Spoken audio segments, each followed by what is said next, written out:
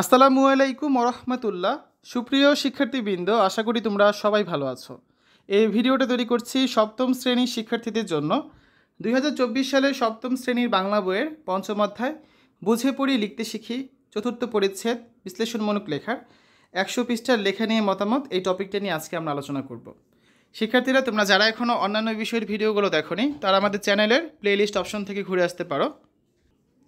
সেখানে তোমরা সপ্তম শ্রেণীর বাংলা, ইংরেজি, গণিত, বিজ্ঞান, ইতিহাস ও সামাজিক বিজ্ঞান, ডিজিটাল প্রযুক্তি, জীবন ও জীবিকা, স্বাস্থ্য সুরক্ষা, ইসলাম শিক্ষা এবং শিল্প ও সংস্কৃতি প্রত্যেকটা বিষয়ের জন্যই আলাদা আলাদা করে প্লেলিস্ট পেয়ে যাচ্ছ।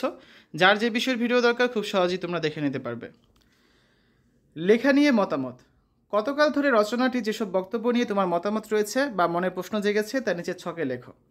তো এখানে হচ্ছে রচনায় যা আছে সেগুলো লিখবে এবং তোমার মতামত বা জিজ্ঞাসা সম্পর্কে হচ্ছে এই ঘরে লিখবে, ঠিক আছে? এভাবে করে দুইটা তোমাদের ছক রয়েছে, এখানে পূরণ করতে হবে।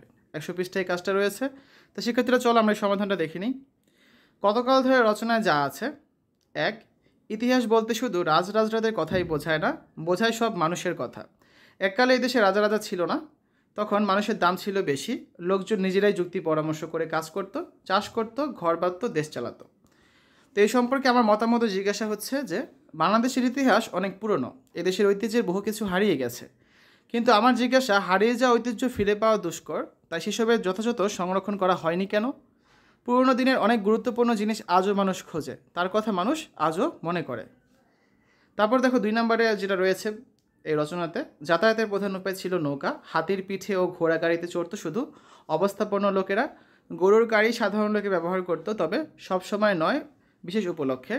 মেয়েরা ডুলিতে চড়ত, পালকি ব্যবহারও ছিল, ধনী লোকদের পালকি হতো খুব সাজানো গোছানো, রাজবাড়িতে হাতির তাদের পালকিও থাকতো, ঠিক আছে? তো এই সম্পর্কে আমার মতামত বা জিজ্ঞাসা হচ্ছে যে রাজাদের দল এখন নেই, কিন্তু রাজার শাসন আছে, সেই শাসনের বেড়াজাল পেরিয়েছে, যোগাযোগ ব্যবস্থার উন্নতি হয়েছে, কিন্তু আগের যোগাযোগের ধরন কেন বিলুপ্ত হবে, সেটাই হচ্ছে আমার জিজ্ঞাসা। তা আমরা এই ছকটা পূরণ করলাম।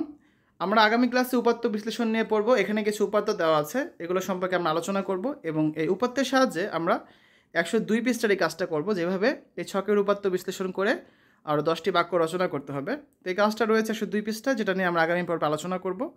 শিক্ষার্থীরা, এতক্ষণ তোমরা দেখলে সপ্তম শ্রেণীর বাংলা পঞ্চম অধ্যায় 100 পৃষ্ঠার সমাধান। আশা করি ভিডিওটা তোমাদের কাছে ভালো লেগেছে। পরবর্তী পর্বগুলো দেখার আমন্ত্রণ জানিয়ে আজ এখানে বিদায় নিচ্ছি। আল্লাহ হাফেজ।